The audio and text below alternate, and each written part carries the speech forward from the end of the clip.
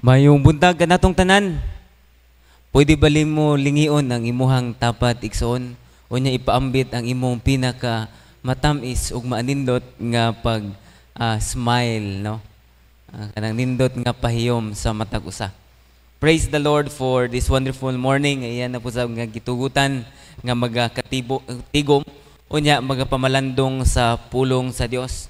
Nahuman na nato og hatag ang pasidungog o pagdayeg sa atong Ginoo pinaagi sa pag-awit niining mga alawiton. Ang Ginoo mahimaya gayod sa atong pagsimba karon nga kabuntagon.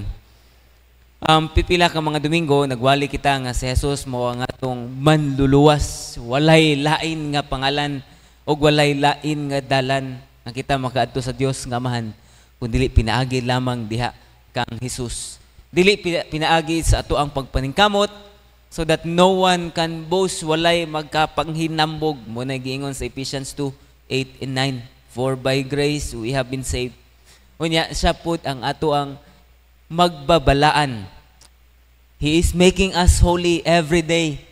Mo lang dapat kada adlaw murilay kita diha kaniya, mudangop kita diha kaniya, makasala kita at ikumpisal diha kaniya, mangayo kita og kapasayloan.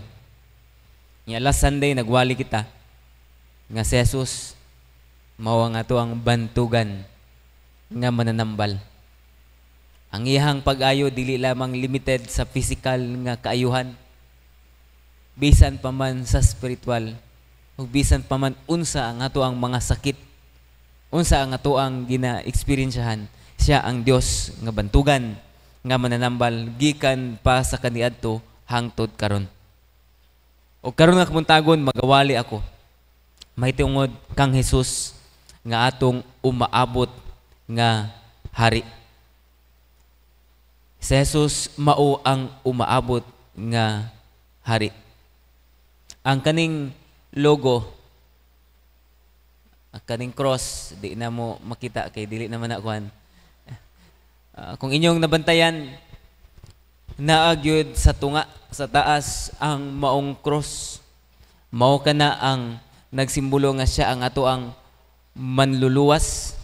Unya ang kaning murag kanang pitchel, mao kana ang nahulugan nga siya ang ato ang magbabalaan. I mean ang kanang murag baso, laver, mao na ang magbabalaan.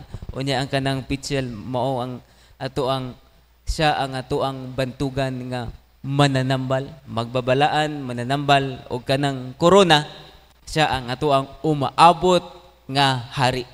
Amen ba? Ang pangutana, nagapaabot ba gyud ta nga siya ang mahimong hari? O another nga pangutana, si Jesus ba ang nagahari na karon sa atong mga kinabuhi? Siguro nindot kaayo pamalandungan, ay, siya ang umaabot nga hari. Kinahanglan ko nga mangandam. Pero kumusta man sa pagkakaroon igsoon? Siya na ba ang nahimong hari sa ato ang mga kaugalingon? Magisgot ta, si Jesus mao ang umaabot nga hari. Kung aduna mo'y Biblia, palihog og abri diha sa una og ikaduhang Tesalonika. Pero karon nga kamuntagon gusto ko nga basahon kining teksto nga makita diha sa unang Tesalonika 4:13 ngadto sa 18. Ug ako kining pagabasahon, pwede lang mo musunod sa hilom. Unang Tesalonika 4:13 ngadto sa 18. Nagahisgot ini bahin sa pagbalik sa Ginoo. Giingon pa, mga igsuon, buot namo nga masayran ninyo ang tinuod mahitungod sa mga nangamatay na, aron dili kamo maguol sama sa uban nga walay paglaom. Nagatuo kita nga si Jesus namatay ug nabanhaw. Busa nagatuo usab kita nga mao kini ang mahitabo sa mga nangamatay nga mituo kaniya. Pagbalik dinhi ni Jesus dadun sila sa Dios uban kaniya. Isugilon namo kaninyo ang gitudo sa Ginoo nga kitang mga buhi pa sa pagbalik niya dili mag-una ni adtong nangamatay na. Ni anang panahona ang Ginoo mismo ang mukanaog gikan sa langit nga nagamando. Madunggan nato ang pagtawag sa pangulong anghel ug ang tingog sa trumpeta sa Dios ug ang tanan nga nangamatay nga mituo kang Hesus banhawon ug una. 17 ug dayon kitang mga buhi pa ni anang panahona kalit lang nga kuhaon uban kanila didto sa kapanganuran sa pagsugat sa Ginoo ug makig-uban na kita sa Ginoo sa walay katapusan. Busa dasigan ninyo ang usag-usa pinaagi niini nga mga pagtulunan. Ang Ginoo nagapanalangin na sa pulong nga atong gibasa. Nasayod ba ang tanan nga kung maabot na gani ang kanang bulan, kung sa katapusan nga bulan naanay, kung sa Binisaya pa naanay mga bre, no? Or sa English ber, magsugod ta og September. Nagaselebrar na og Kapaskuhan ang Pilipinas. Makadungog na ka og mga Christmas songs. Og excited kaayo ta. Apan nasayod ba kamo nga sa dihang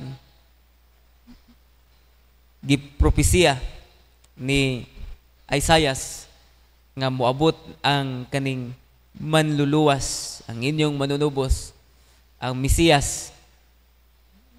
Excited sila in a way. Pero kabalo ba mo nga pipila lang ang audience sa dihang gipanganak gayod si Jesus?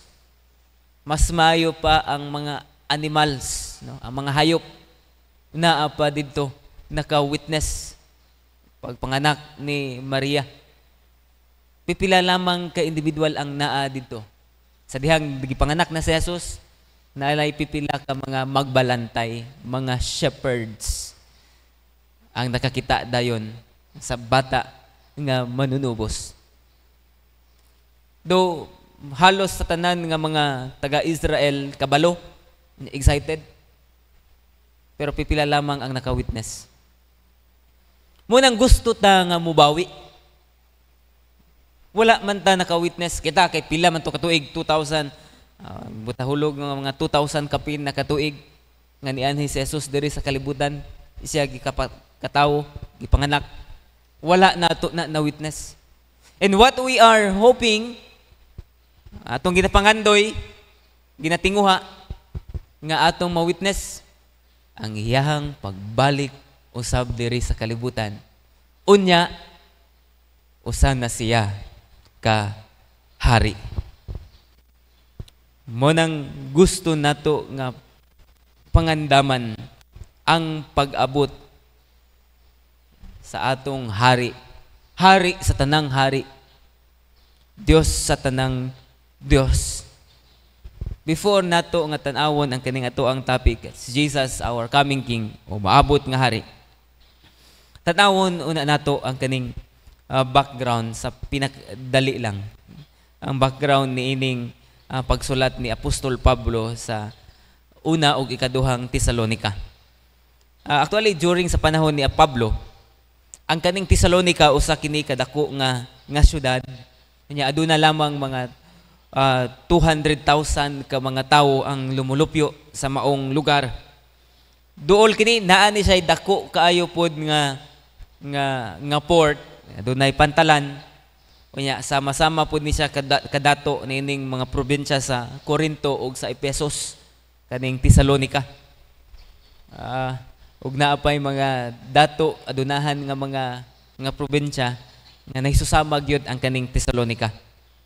Niadto si Apostol Pablo una dito sa Tesalonica, actually ikaduhang missionary journey na niya nga sa dihang iyang naadtuan ang kaning probinsya sa Tesalonica. Ang iyahang kuyog una mao si Silas. Unya nagpuyo sa didto for 3 to 4 months according sa mga author.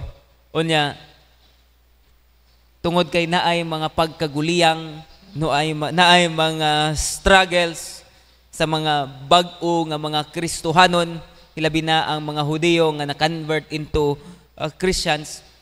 Gibadlong o gitudloan ni Apostol Pablo sa mga kanang gitudloan niya sa mga insakto nga pagtulunan. Unya, iya na dayong gipadad-an sila og mga sulat. Sa ikaduhang balik ni Apostol Pablo, kuyog na dayon niya si Timoteo. Unya, ila na pud nga gibadlong tungod kay daghan kanila daghan kanila ang grabe ang pagbako sa paghilak. Normal, okay man ang magbako sa paghilak. Pero sa dihang mamatayan sila og mga hinigugma sa kinabuhi, ang kaning mga taga Tesalonica, mura na magwalay paglaom.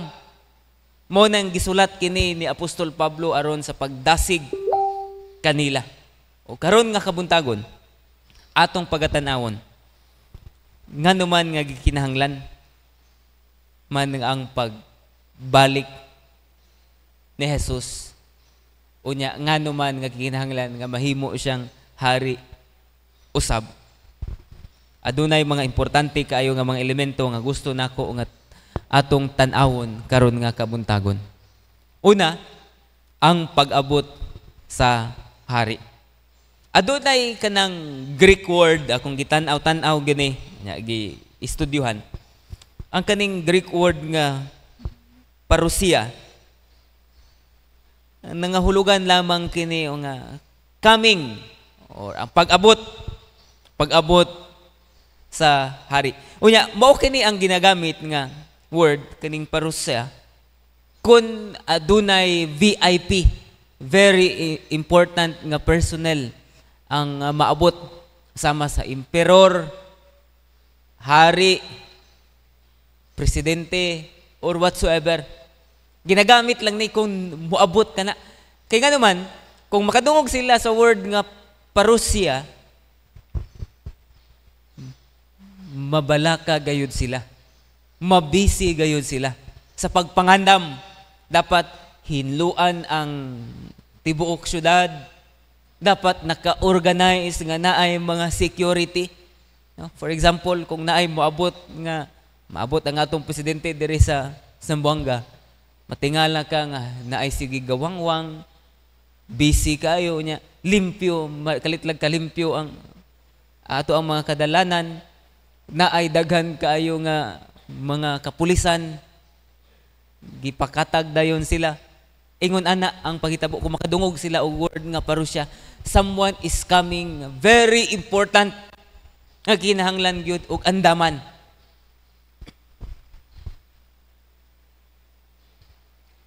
Karon nga kabuntagon igsoon, tungod kay ang pulong sa Dios nagasulti man nga ang atong Ginoo nga si Hesukristo mubalik pag-usab, mubalik siya, mubalik si Jesus, muanhi siya.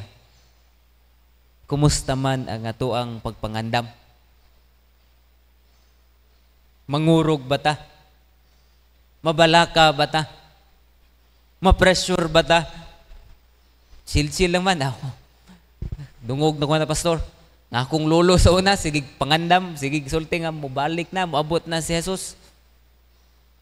Isip, hari, wala pa manibalik, namatay lang akong lolo. O karon maulang gihapon nga mga pulong ang akong madunggan. Relax lang sa ako. Karon atong mibawan, nga nung gikinahanglan naman kita nga mangandam gayot. Actually, si Jesus muabot nga hari. Una, tungod kay ang rason nga nung siya nga muabot nga hari, tungod kay adunay duha ka katuyuan. Una, aron sa pagluwas sa mga magtotoo sa umaabot nga kasuko sa Dios.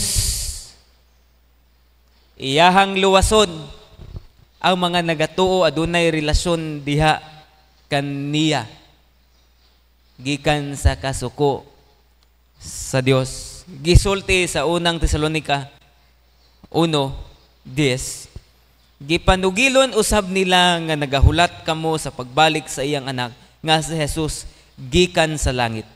Siya iyang gibanhaw gikan sa kamatayon og mao ang nagaluwas kanato sa umaabot nga silot.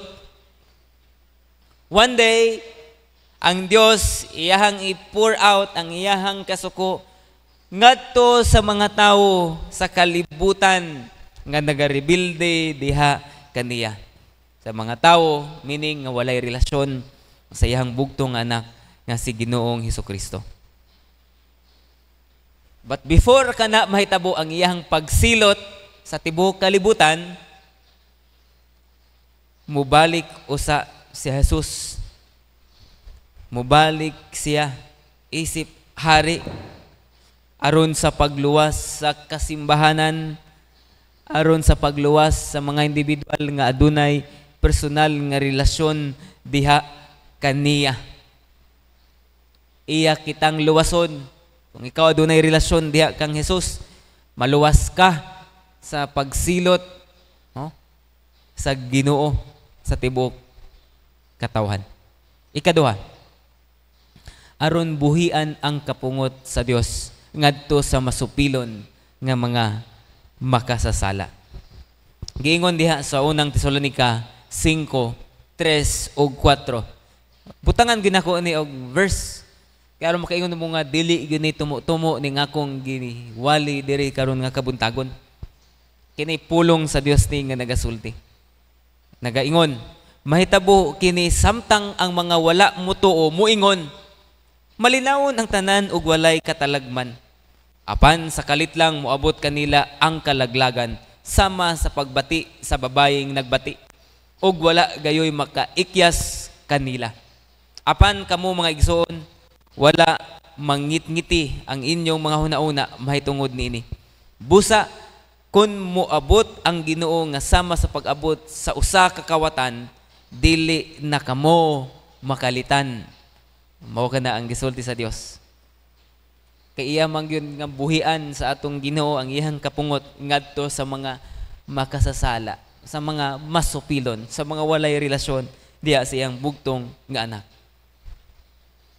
Kadaghanan sa mga tao diri sa kalibutan are very complacent. Chill lang.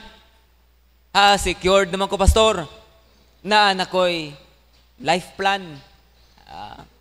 Na ako'y napalit nga luna dito kung magkinaunsa. Pero ang pangutana, pag-abot sa paghukom sa atong buhi nga Dios, kumusta man ang ato ang pagpangandam? Ang kaning ginasulti nga adlaw sa Dios or the day of the Lord diya sa Biblia, makahadlok ka na. Makahadlok sa mga individual nga walay relasyon diha kang Kristo. Yes, the Lord is loving and our God is the God of many chances. Mao nang ang tsansa nga iyang gihatag kanato kada adlaw samtang buhi pa ta. Mao nang kitungod kay mahigugmaon ang atong Ginoo iyang gipadala iyang bugtong anak nga si Jesus. Og it's up to us aduna kitay choices. Kung pilion ba nato ang makigrelasyon sa iyang bugtong anak, dawaton ang iyang ang kaning ultimate nga gasa kinabuhi nga walay katapusan aron dili kita pagasilutan sa atong Ginoo. Magkahadlok ang kaning adlaw sa Dios, day of the Lord, sa mga tawo nga walay relasyon sa iyang bugtong nga anak. Actually naay proseso. Ang proseso sa moabot nga hari.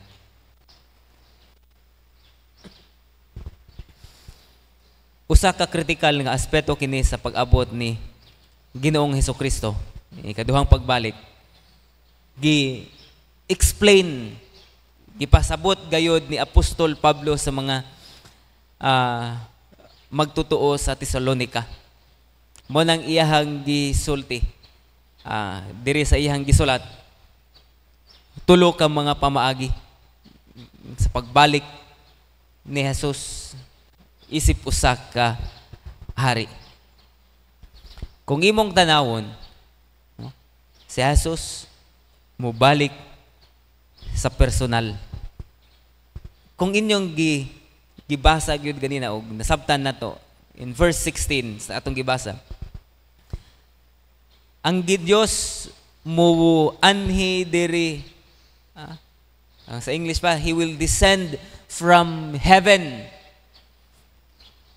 sama sa iyang pagbayaw ngadto pagbalik dito sa langit, samtang nag-istorya siya mga disipulo niya, nikalit lang siya og bayaw adto dayon sa kalangitan. Ingon ana pod ang iyang pagbalik. Pero personal siya nga mubalik. Kung muwali ko mahitungod sa kanang comfort sa mga nangamatay diha, magtotoo nga mga nangamatay. Siguro ang mga uban nga mga kaigsuunan nato kanang kanunay nga makawitness nga magwali ko during funeral services. Ginagamit na ko ang passage sa John 14:1-3. Ang ginasulti diya, let not your hearts be troubled. Mao kini ang kanang encouragement ni Jesus sa iyang mga disipulo kay hapit na siya ilansang sa cross.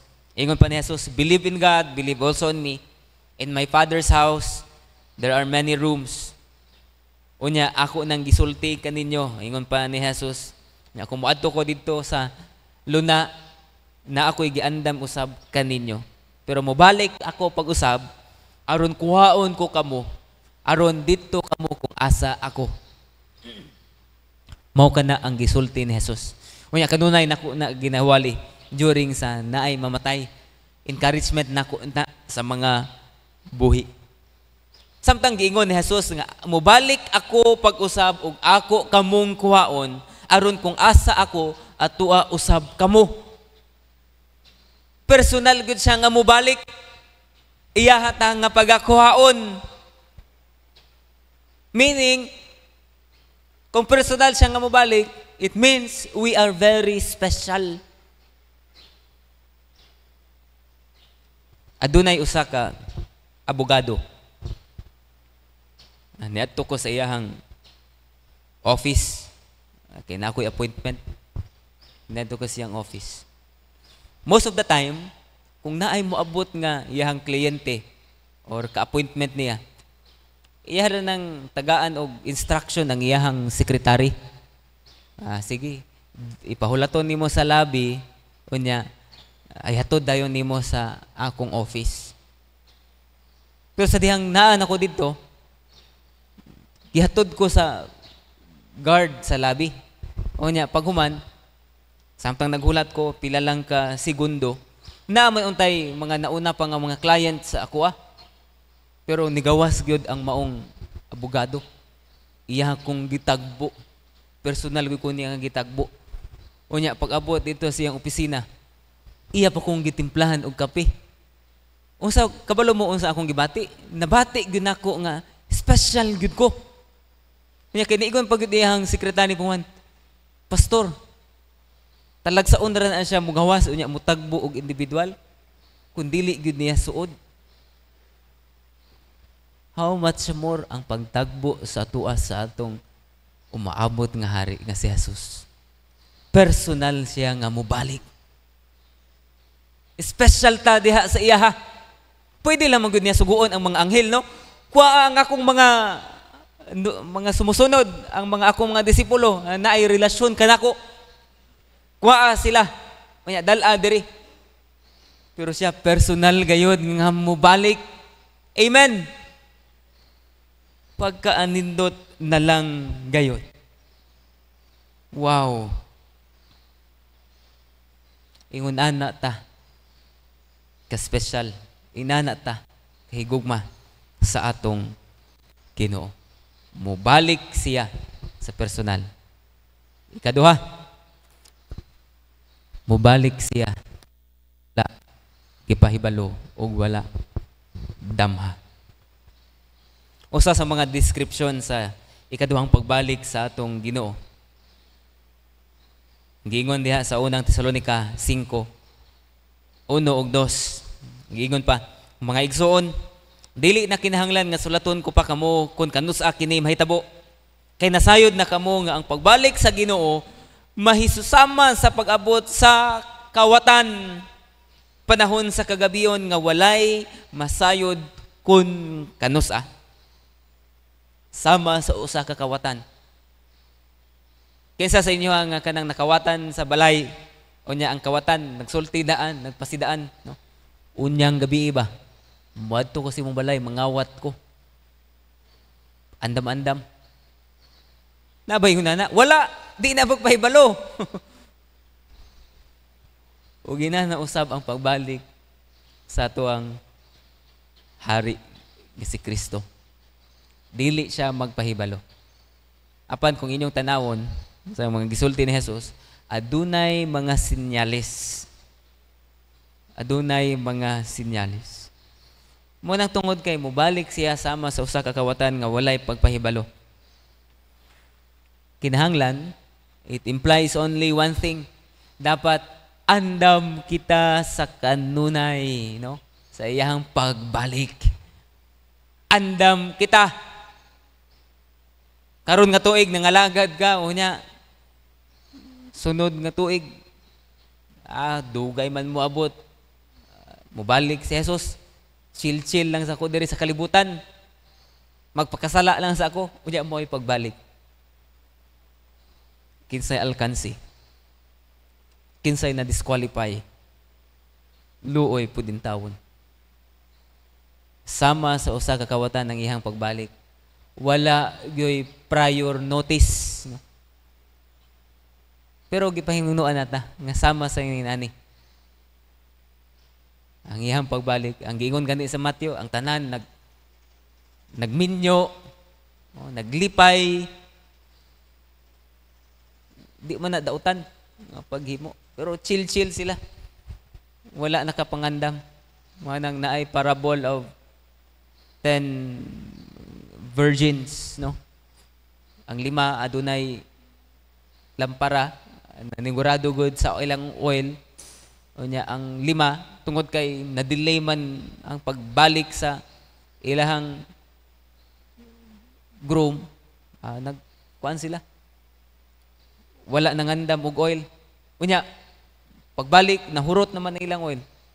Na naabot na ang groom. So luoy ang 5. Kinahanglan gyud ta nga mangandam sa kanunay mga igsoon. Kay ang pagbalik isusama sa usa ka kawatan. Mubalik siya nga wala gapahibalo o wala dama. Ikatulo, ang proseso sa iyang pagbalik, mubalik siya nga mahimayaon. Unang Tesalonica 4:16 nag-ingon, nianang panahona, ang Ginoo mismo ang mukanaog gikan sa langit nga nagamando. Balik siya usa kahari nga nagamando. Madunggan nato ang pagtawag sa Pangulong Anghel ug ang tingog sa trumpeta sa Dios.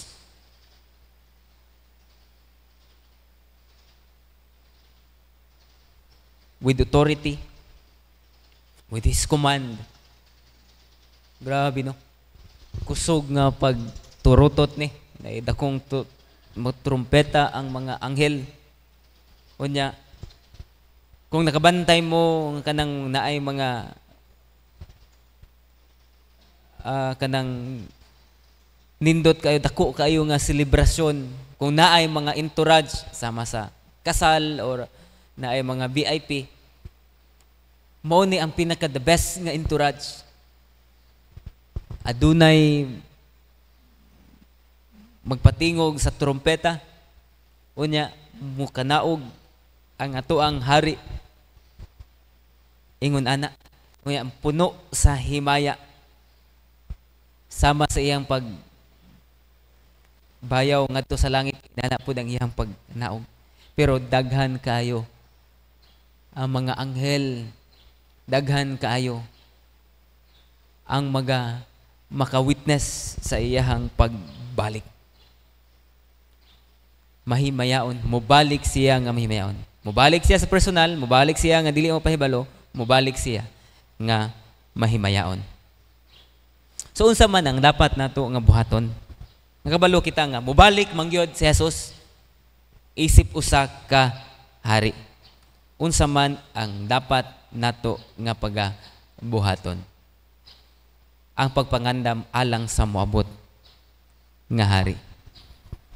Since wala ta kita nasayod kung kanus-a kini mahitabo, apan aduna kitay nindot kaayo nga instruction nga gihatag si Apostol Pablo o paunsa kita magkinabuhi, magpangandam sa pag-abot sa atoang hari.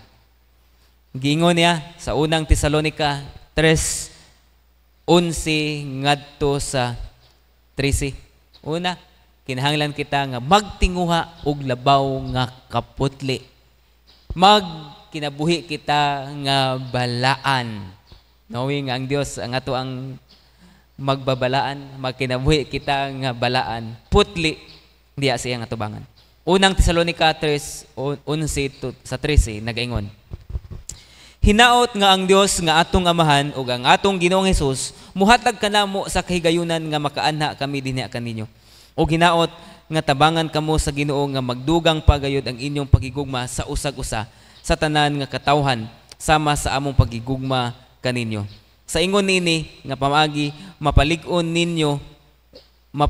niya ang inyong mga kasing-kasing ug mahimo niya nga kamong matarong ug walay ikasaway at tubangan sa atong Dios nga amahan sa adlaw nga ang Ginoong Hesus mobalik dinhi uban sa tanan niya nga mga pinili. Tanawa, sa ingon niini nga pamaagi mapalig-on niya ang inyong kasing-kasing ug mahimo kamong matarong. Ang verse 13 mao kini ang encouragement sa tanan, no? Nagkinahanglan gayud nga magkinabuhi kita nga balaan, putli at tubangan sa ato ang buhi nga Dios samtang kita nagapaabot nga siya mobalik pag-usab. Knowing nga sama sa usa ka kawatan ang iyang pagbalik, walay pahibalo. Kinahanglan atong tinuhaon nga sa iyang pagbalik, He will find us faithful, doing the things for His glory and for His honor. Kaya kita nga makita nga nagapamuhat sa mga butang, balaan, putli sa iyahang atubangan. Lisod kayo sa iyang pagbalik, iyatang pag-ingnon, wala ko makaila kanimo, pahawa. Ikaw nga nagahimo sa mga dautan nga mga butang.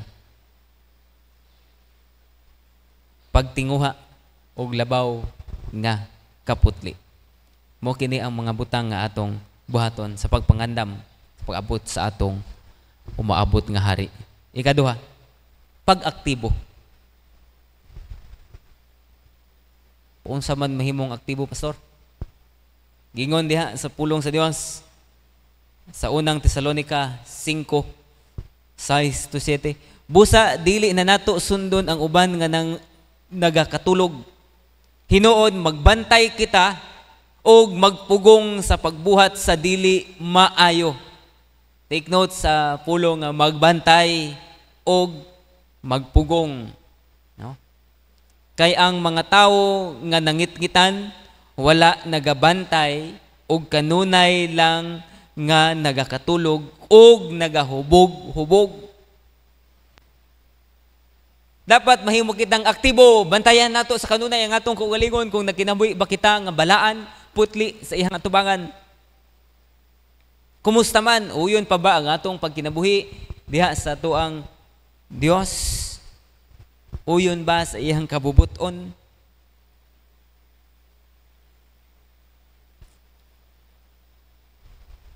As opposed ang kanang natulog lang, inactive, idle, walay ginahimo. Actually ang kaning word sa English nga kaning be sober. Nagahulugan ka na nga dapat naa ka sa maayong pangisip. Maayo ka, kamao ka maghukom, no? Right judgment, sound ang imuhang paghukom. Ug ang kabaliktaran ni ana, ang mga tawo nga dili makauna-una, ang kanang mga tawo nga nahubog, mo nang gibutang gid dia, nagahubog-hubog, nagatulog, nagahubog-hubog, dili makahimo og insakto nga mga desisyon sa kinabuhi. Mao day ang pangkahulugan nga mahimong aktibo. Ang atong una-una, ang nasa atong kasing-kasing, uyon sa kabubuton sa Dios. Nag-decide kita sa mga butang nga makapahimaya diha kaniya. No? Kinahanglan magtikuha kita og labaw nga kaputli. Mahimo kitang aktibo sa atong pagpangalagad sa atong buhi nga Dios. Unya, ang ikatulo, mahimo kitang mabungahon. Pag mabungahon, igsoon. Gingon sa ikaduhang Tesalonica 3:6-10, mga igsoon, sumala sa gahom nga gihatag kanamo ni Ginoong Hesukristo. Nagasugo kami kaninyo nga dili kamo makig-uban sa atong mga igsoon nga tapulan o wala magsunod sa among gitudlo kaninyo. Nasayra na ninyo nga kinahanglan sundo ninyo ang among gibuhat. Sa diha pa kami kaninyo, wala kami magtinapulan. Wala kami mudawat og pagkaon gikan kaninyo nga wala namo bayri. Adlaw o gabi naghago kami aron dili kami mabugatan, dili kamo mabugatan sa pag-atiman kanamo. Gibuhat namo kini dili tungod kay wala kami katungod sa pagpangayo og tabang gikan kaninyo alang sa among mga kinahanglanon, kundili gusto namo nga mahimong inyong panig-ingnan sa diha pa kami uban kaninyo. Nagaingon kami nga si bisan kinsa nga dili mo trabaho, dili pakanon. Gusto ni Apostol Pablo nga mahimong magmabungahon gyud ang mga taga Tesalonica. Nag-set gyud siya og example. Nga wala mi nahimong pabugat lang sa inyong mga kasimbahanan. Nagatrabaho mi. Maligya ako og tent. Naghimo ko og tent para makasupply sa akong kaugalingon. Dili ko pabugat diha sa simbahan. Mo'y gisulti ni Apostol Pablo.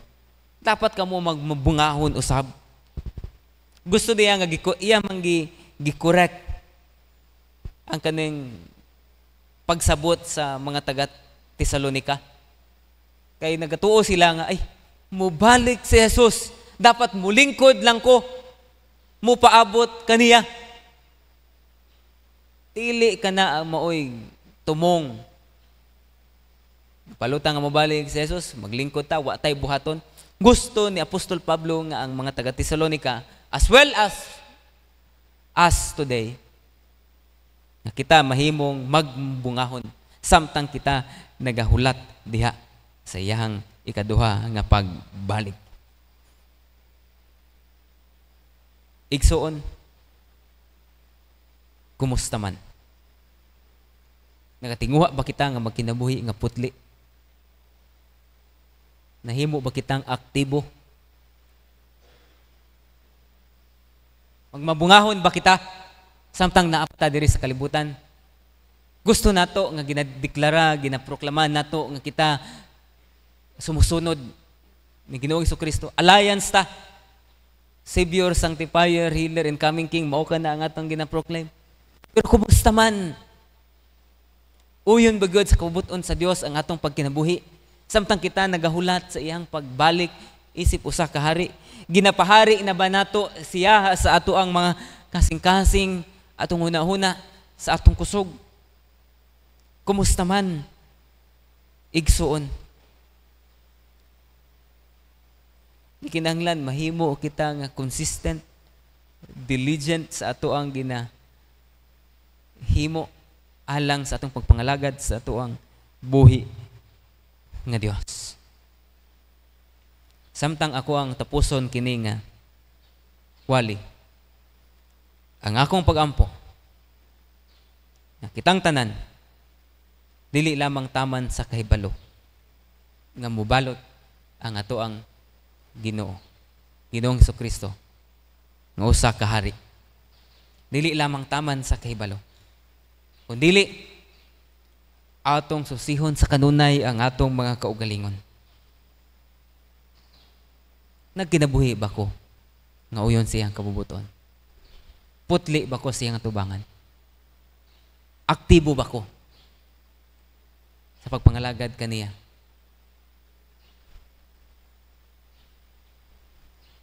Gusto nako nga dugangan ang kanang sa pagkaaktibo. Aktibo ba kita sa pagsangyaw sa maayong balita sa tibuok kalibutan? magmabungahon ba ka ang akong kaugalingon, ang akong kinabuhi? Nahimo ba ko nga panalangin ngadto sa uban?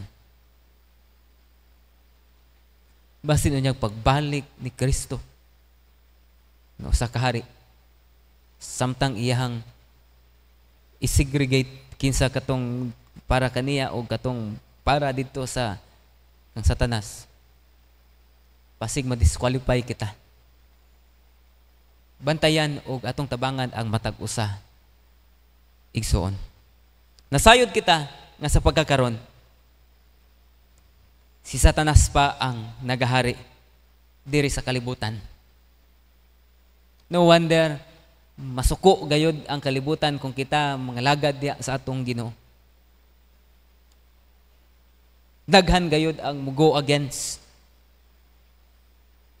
Nganong dili pa man gudayon sa diha nga ang mga kasimbahanan bisan pa man sa Middle East o sa mga lisod nga mga nasod makapenetrate dayon tungod kay dili pa man si Jesus ang hari. Iya pa man kini sa kaaway. Nganong ang mga nagakinabuhi nga hayahay pastor kato pa mang mga dautan. Tungod lagi kay ang nagahari pa diri sa kalibutan ang kaaway pa. But one day we will live a life of victory. Mahimo kitang magmadaugon tungod kay ang Dios nato mobalik usa ka hari. Amen. Atong palakpakan ang atong Ginoo. Ato siyang pasidunggan. Ginoong Dios, nagapasalamat kami kay ikaw mobalik pag-usab nga usa ka hari. Ang among pag-ampo, Ginoong Dios, nga sa pagkakaron dili man ka hari sa tibuok kalibutan, dili ka man hari pa diri sa kalibutan, apan ang among pag-ampo nga ikaw mahimong hari sa among mga kaugalingon, sa among kinabuhi. Nga ikaw ang mahimo namo nga Dios, hari, master, ang among Lord. Maymaya ka sa among kinabuhi, O Dios, sa pangalan ni Jesus. Amen o amen.